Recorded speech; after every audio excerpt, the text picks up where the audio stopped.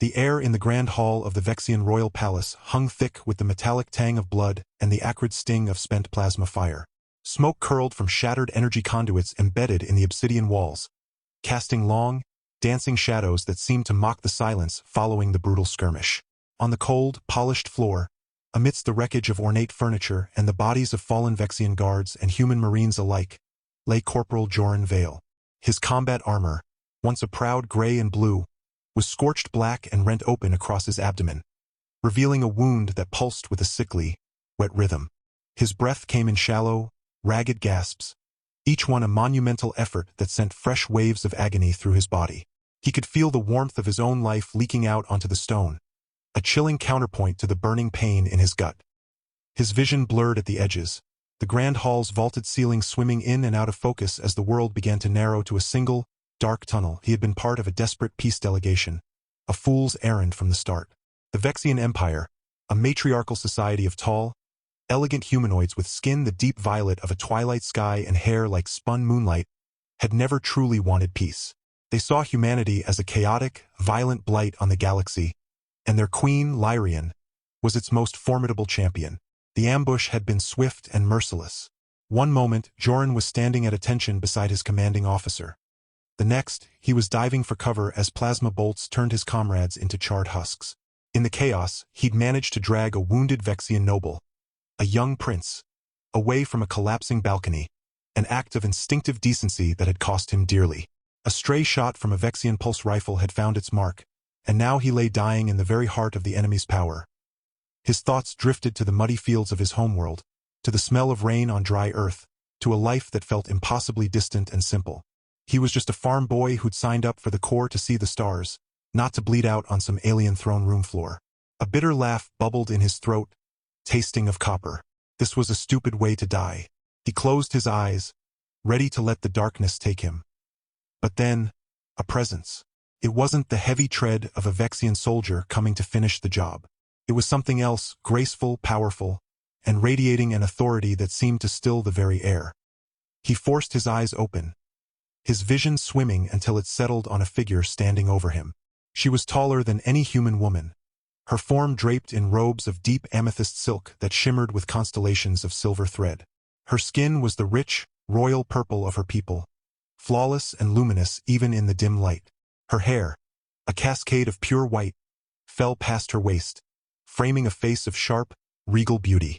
Her eyes, large and almond-shaped, were the color of molten gold, and they held a storm of emotions Joran couldn't begin to decipher. Fury, grief, and something else, something softer. Like profound surprise, it was Queen Lyrian herself. He recognized her from the intelligence briefings, though the Holos hadn't done her justice. She looked less like a conqueror and more like a goddess of war who had just witnessed a tragedy she hadn't foreseen. Her gaze swept over the carnage, lingering for a moment on the body of the young Prince Joran had tried to save, before settling back on him. Her expression hardened, but not with the expected malice. It was a look of grim assessment. "You," she said, her voice a low, melodic contralto that resonated in his bones. It was not a question, but a statement of fact. She knelt beside him, her movements fluid and silent, the silk of her robes pooling around her like a liquid shadow. Up close, he could see the fine lines of worry etched at the corners of her eyes, the tension in her jaw. She placed a hand, cool and smooth, on his chest, right over his racing, faltering heart. Her touch sent a jolt through him, not of pain, but of a strange, calming energy. Joran tried to speak, to offer some final, defiant words, but all that emerged was a wet, choking cough that brought a fresh wave of blood to his lips. He was so tired. He just wanted it to be over. Queen Lyrian watched him struggle, her golden eyes narrowing. Then, she leaned closer, her white hair falling like a curtain around them, shutting out the ruined world. Her breath was warm against his ear as she whispered, her voice dropping to a secret, intimate murmur that cut through his haze of pain and fear. "You will live, human." The words were absurd.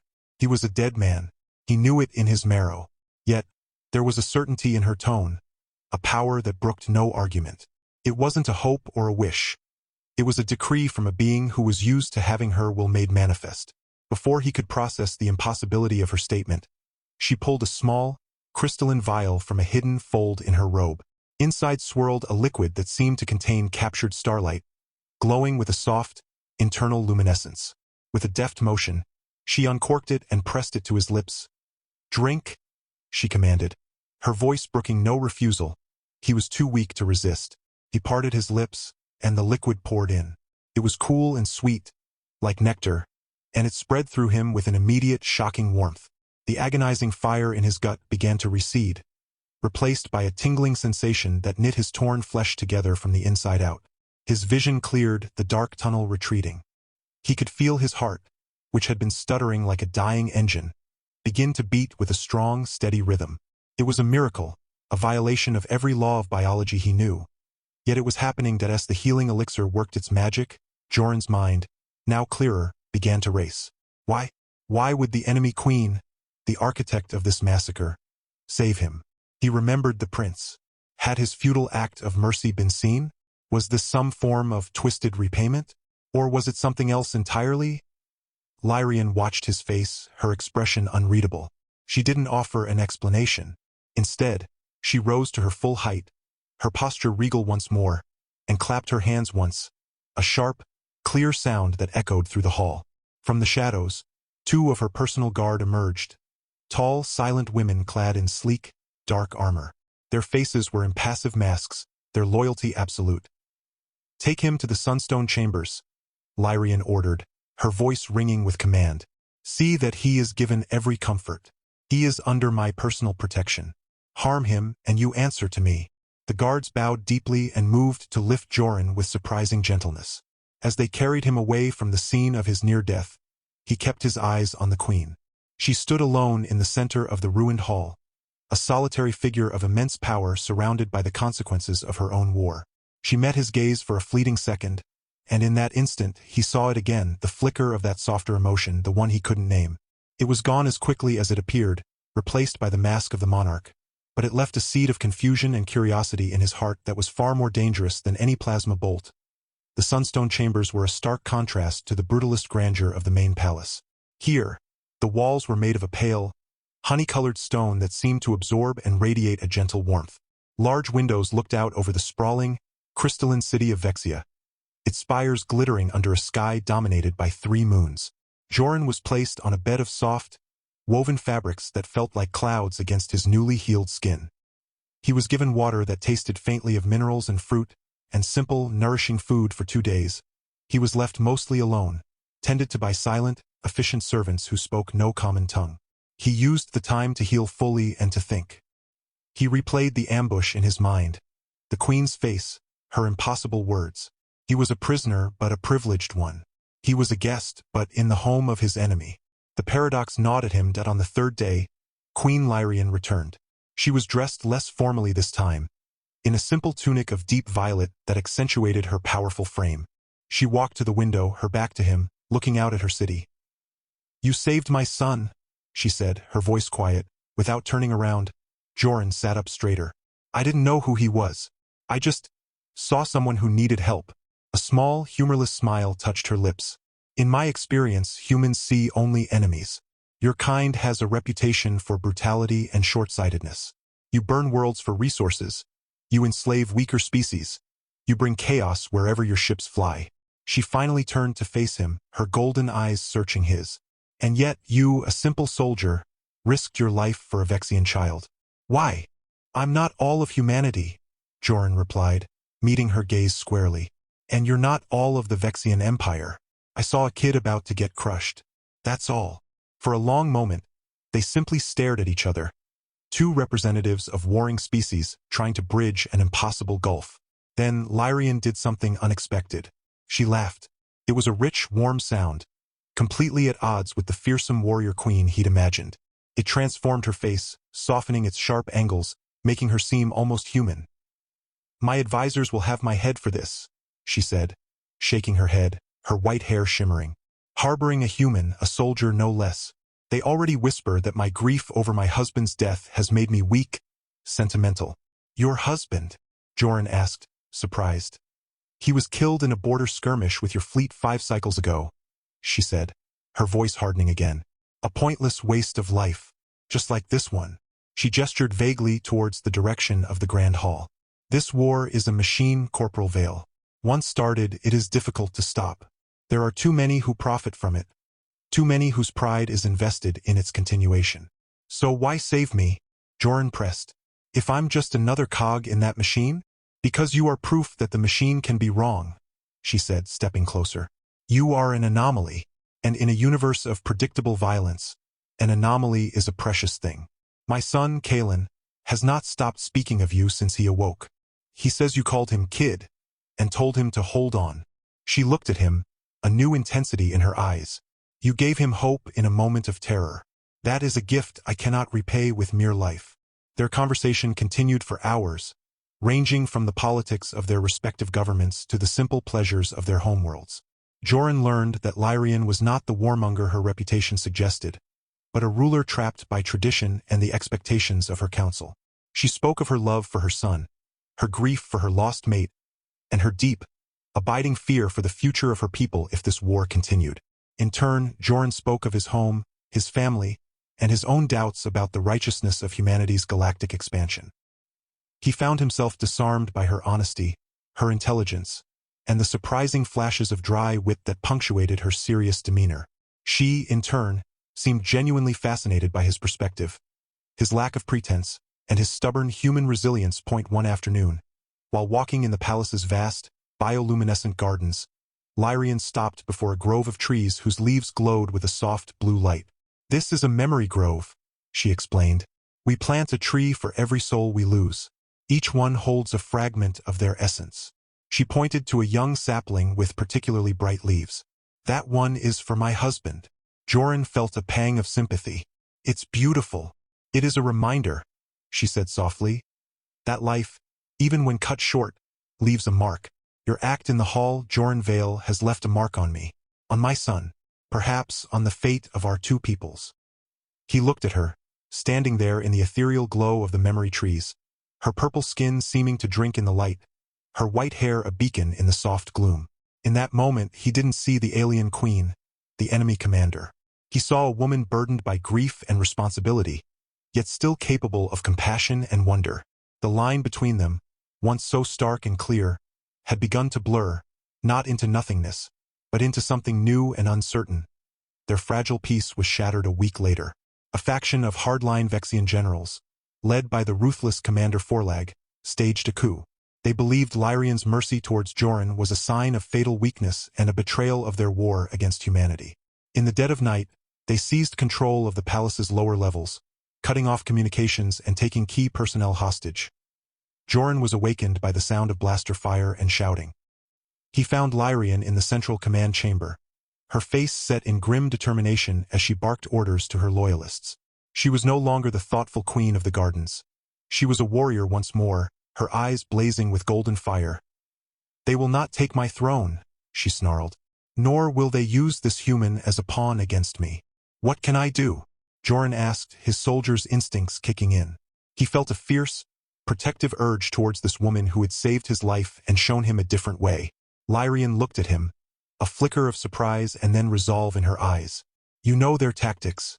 You know how human soldiers think. They will expect a frontal assault. We will give them a ghost. She outlined a plan that was daring, almost suicidal. Joran would lead a small team of her most trusted guards through the old service tunnels, a network the rebels wouldn't know existed.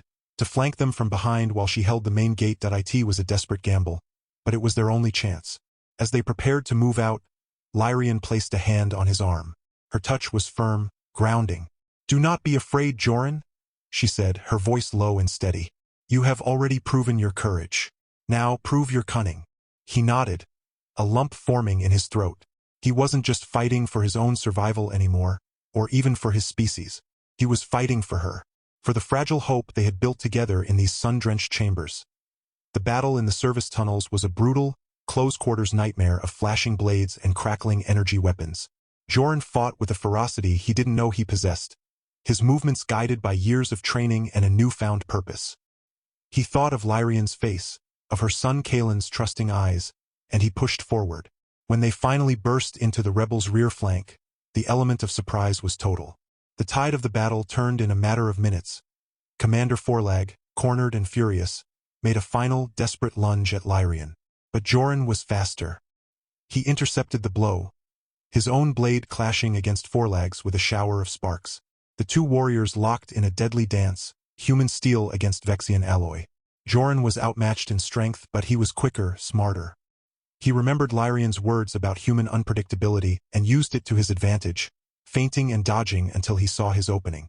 With a cry that was part rage, part defiance, he disarmed Forlag and pinned him to the ground. The rebellion was over. The loyalists cheered, their voices echoing through the palace halls. Lyrian walked over to where Joran stood over his defeated foe, breathing heavily, his body aching from the fight. She looked down at Forlag with cold disdain, then at Joran with an expression of profound gratitude and something deeper, something that made his heart skip a beat. She reached out and took his hands in hers, her cool skin a balm against his heat. She looked into his eyes, her golden gaze holding his with an intensity that stripped away all pretense. "You have saved my life, my throne, and my son's future," she said, her voice thick with emotion. "You are no longer just a human soldier in my palace, Joran Vale. You are my shield, my advisor, and my friend." In the aftermath of the coup, a new dynamic settled over the Vexian court. Joran, once a prisoner of war, was now a trusted confidant of the queen. He advised her on human psychology, helping her draft a new, genuine peace proposal that addressed the core grievances on both sides.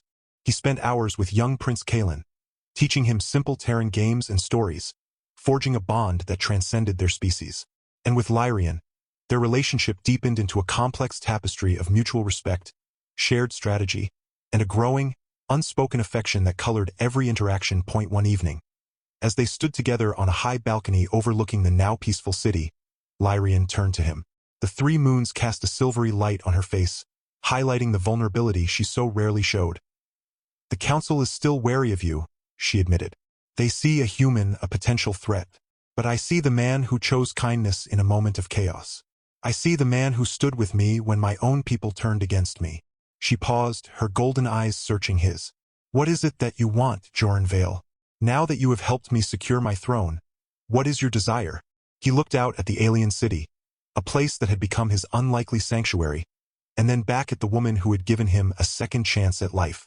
He thought of his old life, of the endless cycle of war and suspicion, and he knew, with a certainty that surprised him, that his place was here, in this strange, beautiful world, with this extraordinary woman. "My place is here, Lyrian," he said, his voice firm. "Not as a prisoner, not as a guest, but as your partner, in peace and in whatever comes next."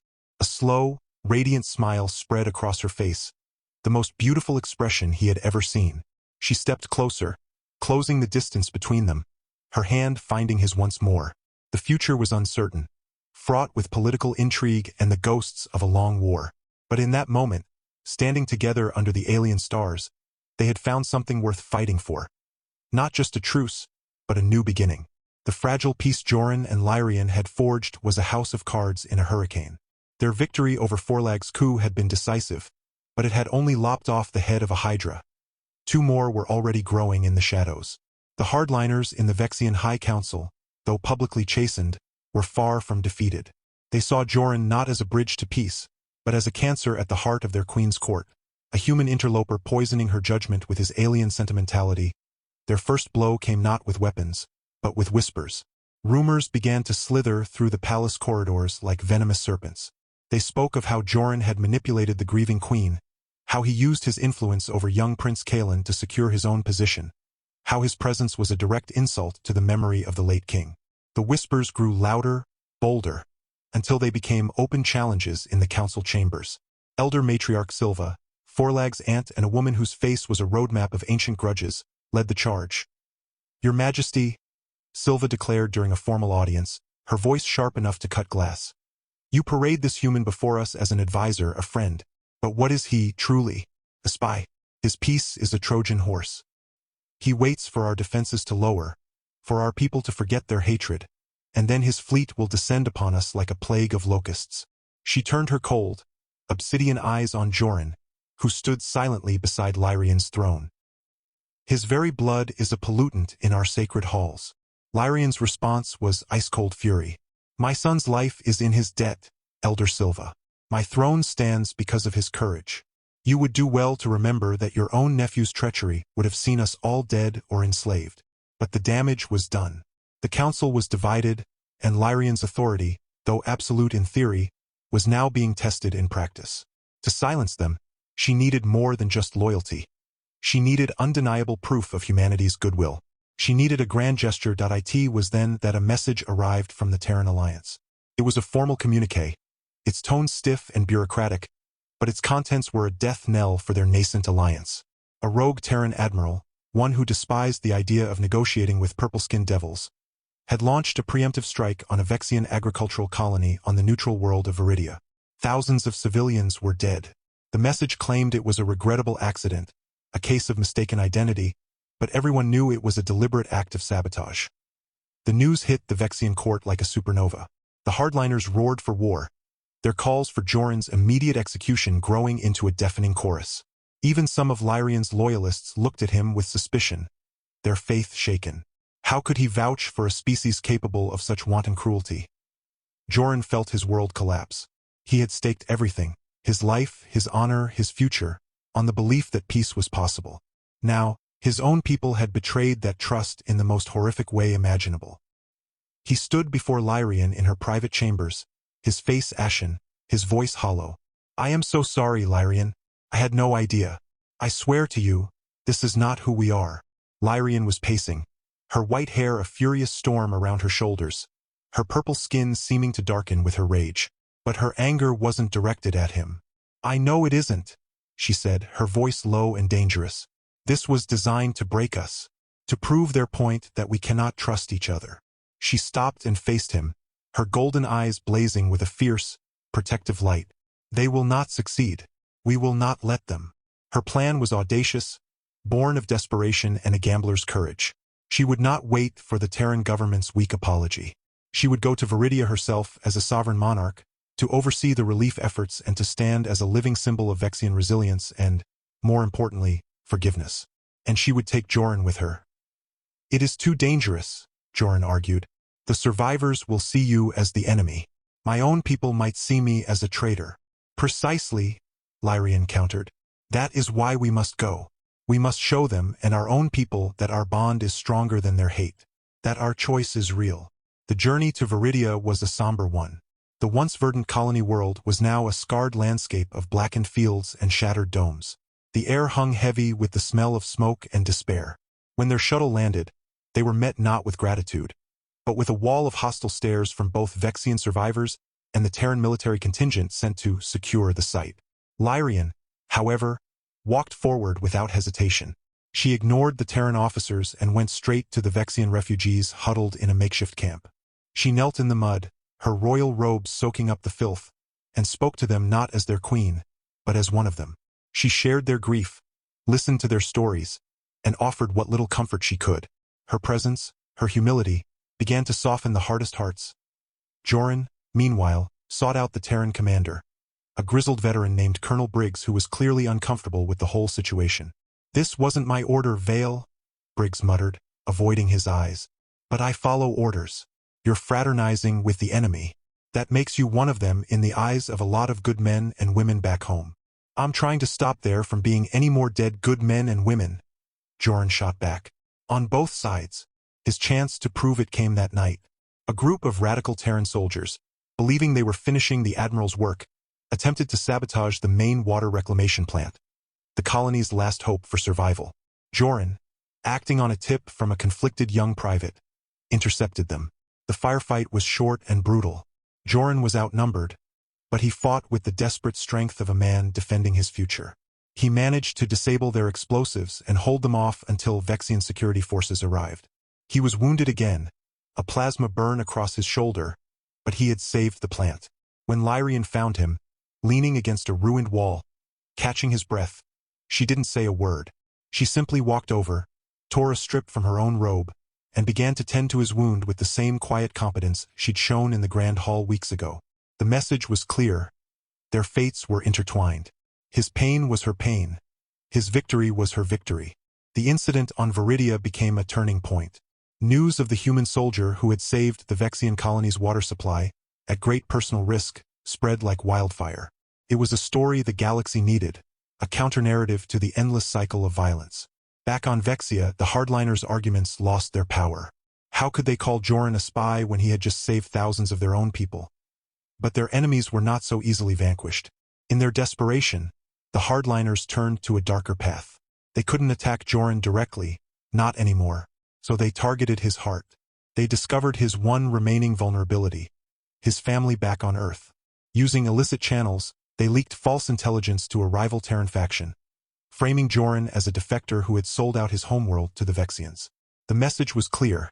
If he ever returned, he would be tried for treason and executed. The news reached Joran through a coded, smuggled data chip.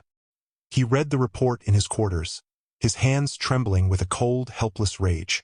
His parents, his younger sister, they were now in danger because of him, because of his choice to stand with Lyrian. The weight of his decision, the cost of his new life, crashed down on him with suffocating force. He was trapped between two worlds, a hero in one, a condemned traitor in the other. He didn't tell Lyrian right away. He withdrew, his usual optimism replaced by a grim silence. He threw himself into his duties, working tirelessly on the peace accords, but his spirit was broken. Lyrian noticed the change immediately. She saw the shadows under his eyes, the tension in his jaw. One evening, she found him on their balcony, staring out at the stars, his expression one of profound sorrow. "Joran," she said softly, placing a hand on his arm. "What burdens you?" He wanted to lie, to protect her from his pain, but he knew she deserved the truth. He handed her the data chip. She read the report, her face a mask of cold fury that slowly melted into deep, aching sympathy. She understood, in that moment, the full price he had paid for standing by her side. "They seek to drive a wedge between us," she said, her voice trembling with emotion. "To make you choose between your old life and your new one."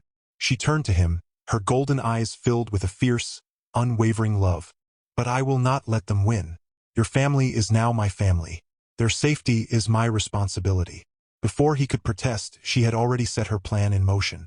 Using her vast network of spies and diplomats, she initiated a complex, clandestine operation. She couldn't bring his family to Vexia, that would be a political impossibility, but she could hide them. She arranged for them to be extracted from Earth under false identities and relocated to a safe, neutral world, protected by her own elite guard. It was a monumental risk, a direct challenge to Terran sovereignty, but she did it without a second thought. When she told him what she had done, Joran was speechless. He had expected her to offer words of comfort, not to move heaven and earth to protect the people he loved most. In that moment, all his doubts, all his fears, dissolved. He pulled her into his arms, holding her as if she were the only solid thing in a spinning universe.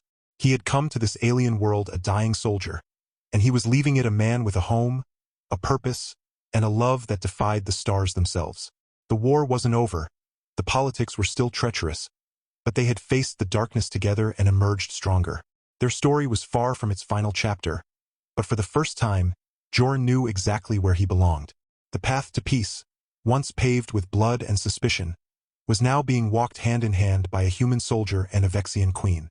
The failed coup, the Viridia crisis, and the threat to his family had not broken them. It had forged them into an unbreakable alliance. Their love, born in the ashes of war and tempered in the fires of shared sacrifice, became the cornerstone of a new era for both their peoples. The formal peace treaty between the Terran Alliance and the Vexian Empire was signed in the very grand hall where Joran had once lain dying. The document was more than just a cessation of hostilities. It was a charter for a joint future, establishing trade routes, cultural exchanges, and a mutual defense pact. At the signing ceremony, Lyrian did not sit on her throne alone. She stood beside Joran, their hands clasped before the assembled dignitaries of two worlds, a living symbol of the unity they had fought so hard to achieve. Their wedding was not a mere political event, it was a galactic celebration. Held in the Sunstone Chambers, now fully restored and more beautiful than ever, the ceremony blended the solemn traditions of Vexia with the hopeful customs of Earth. Lyrian wore a gown of woven starlight silk, her white hair adorned with living blossoms from the memory grove. Joran, in a formal uniform that bore the insignia of both his old corps and his new title as royal consort, looked at her with a love so profound it silenced the entire hall. The Vexian ritual involved the exchange of blood oaths, a sacred bond that tied their life forces together, a promise that echoed her first whisper to him, "You will live." He, in turn, presented her with a simple gold band, a Terran symbol of eternal commitment, which she accepted with tears of joy in her golden eyes. Life in the palace settled into a warm, vibrant rhythm. Joran, no longer a soldier but a statesman and a father, found his greatest joy not in council chambers, but in the palace nurseries. Their first child, a daughter named Lyra after her mother, was born with her father's determined chin and her mother's luminous golden eyes, her skin a soft, beautiful lavender. She was followed by a son, Kale, who had his mother's regal bearing and his father's quick, mischievous smile. And then came another daughter, Elara, whose hair was a unique blend of her father's dark brown and her mother's brilliant white, a living testament to their union. The palace, once a place of cold imperial power, was now filled with the sounds of laughter, the pitter-patter of small feet, and the joyful chaos of a large, loving family. Prince Kalen, now a young man, adored his new siblings and saw Joran not as a stepfather, but as the hero he had always known him to be. The gardens where Joran and Lyrian had once walked in solemn conversation were now a playground where human and Vexian children played together, their differences a source of curiosity, not conflict. Years turned into decades. Joran's hair grew silver at the temples, and lines of laughter etched themselves around Lyrian's eyes. They watched their children grow, each one a bridge between their two worlds. Lyra, their eldest, showed a keen mind for diplomacy and often accompanied her mother on state visits. Kale displayed his father's tactical genius and led the newly integrated human Vexian defense fleet. Little Elara, with her unique heritage, became a celebrated artist, her paintings capturing the beauty of their blended culture. One evening, long after their children had families of their own, Joran and Lyrian returned to their favorite balcony. The city of Vexia glittered below, a beacon of peace in a galaxy that had once known only war. He wrapped his arms around her from behind, resting his chin on her head, breathing in the familiar scent of her hair. "Do you ever think about that day in the Grand Hall?" he asked softly. "When I was sure I was going to die?" Lyrian leaned back into his embrace, her hand covering his. "Every day," she murmured. "It was the day my life truly began. You gave me hope when I had none. You gave me a family I never thought I could have again." They stood in comfortable silence, watching the 3 moons rise over their city, their home, their legacy. Their story had begun with a dying man and a desperate promise, but it had grown into something far greater, a testament to the power of compassion over conquest, of love over fear. They had not just survived, they had built a future, and in the laughter of their grandchildren echoing from the gardens below, they heard the sweetest, most satisfying conclusion of all.